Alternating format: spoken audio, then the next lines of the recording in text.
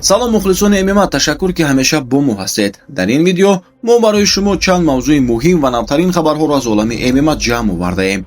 Умедворим ки бароятон писанд меояд. Так, здесь у нас полуботинки, дезерты в стиле Лора Тена из натуральной гладкой бордовой кожи, аккуратный шов, аккуратная просрочка, черная кожаная подкладка, натуральная бычина и подошва в цвете клей из материала ТЭП. Отправляется пара в город Грозный. дар шаҳри денвери амрико дар толори машҳури Very Horse Martial Arts ки онро мураббии пуртаҷрибаи тоҷик Комил Латипов роҳбарӣ мекунад, Муин Ғафуров соҳиби камарбанди сиёҳ аз намуди теквандо гардид ки ин эътирофи солҳои зиёди заҳмат ва меҳнати ӯ мебошад. Муин Ғафуров яке аз беҳтарин намояндагони ММАи Тоҷикистон дар UFC мебошад ва ӯ соли 2025 дар мусобиқаи UFC 311 дар Лос-Анҷелес Риньян Накамураро бо ҳисоби ягонаи доварон мағлуб кард. ин пирӯзии дуюмини ғалабаи пайдарпайи ӯ дар UFC ва ғалабаи 20-умаш дар фаъолияти касбӣ буд. айни ҳол Муин Ғафуров бо муҳрибаи навбатии худ омодагӣ мебинад. рақобати навбатии ӯ 8 феврал дар UFC Vegas 113 дар шаҳри Лас-Вегас баргузор мешавад. рақиби ӯ Якуб Виклас хоҳад шуд. ин муҳориба барои Муин қадами муҳим дар роҳи ба пешрафти минбаъдат дар UFC ба ҳисоб меравад, махсусан пас аз ҷароҳаташ. мо ба Муин Ғафуров тамринҳои беосеб ва бурдро дар мусобиқа таманно мекунем. 24 январ дар доираи мусобиқаи UFC 324 ки дар шаҳри Лас-Вегас баргузор мешавад, Умар Нурмагомедов бо собиқ қаҳрамони UFC Дэвисон Фигередо рӯбарӯ мешавад. ин рақобат яке аз муҳимтарин санҷишҳо дар фаъолияти Умар ба ҳисоб меравад.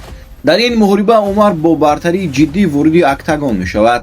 ба андешаи коршиносон шонси пирӯзии ӯ хеле баланд аст, дар ҳоле ки имкони бурди Фигередо пасттар арзёбӣ мешавад, гарчанде ӯ таҷрибаи калон ва гузаштаи қаҳрамонӣ дорад. Умар пас аз бох дар ҷанги унвонӣ бо Мераб Давалишвили тавонист худро ҷамъ кунад ва дар ҷанги охир Марио Баутистаро бо қарори доварон мағлуб намояд, ки ин ғалаба барои баргаштан ба роҳи пирӯзиҳо хеле муҳим буд. Фигередо бошад чанде пеш силсилаи ду мағлубияти худро қатъ кард ва бо қарори тақсимшудаи доварон бар Монтел Ҷексон ғалаба намуд. ба фикри шумо дар ин рақобат ки пирӯз мегардад?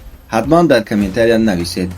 Ҳабиб Нурмагомедов гуфт ки дар асл орзуи кӯдакиаш футболбоз шудан буд. ба гуфти худи Ҳабиб, ӯ аз кӯдакӣ футболро дӯст медошт ва то имрӯз футбол барои ӯ дар ҷойи аввал меистад.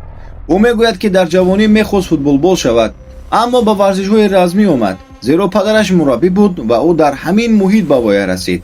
бо вуҷуди ин, дар дили ӯ футбол ҳамеша муҳим боқӣ мондааст.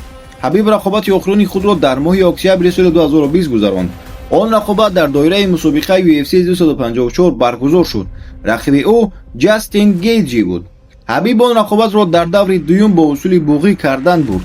ин пирӯзӣ 29-уми ғалабаи ӯ дар фаъолияти касбӣ гардид. пас аз анҷоми рақобат Ҳабиб эълон кард ки фаъолияти худро дар UFC ба анҷом мерасонад. ин буд видеои имрӯзаи мо дӯстон. хайр, то видеои навбатӣ саломату сарбаланд бимонед.